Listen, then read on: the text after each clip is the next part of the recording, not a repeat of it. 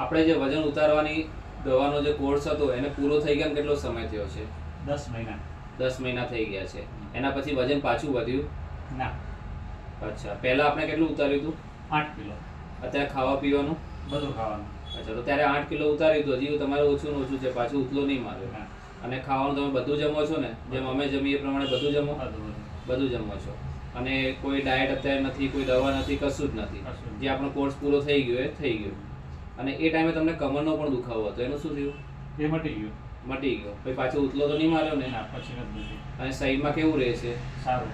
નબળાઈ જેવું કેવું કશું? ના, એવું કશું નહીં. અને વચ્ચે કંઈક માંદા પડતા હોવા તે કોઈ નુકસાન કશું જ નહીં? અત્યારે સારું છે ઉલટાનું? સારું છે.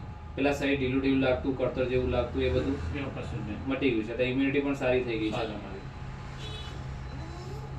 ઘણી વાર શું થતું હોય છે કે અમુક લોકો ઓછું ખાય છે તો એ વજન વધતું જતું હોય છે, અને અમુક ગમે તેટલું ખાય તો એ નહીં વધતું.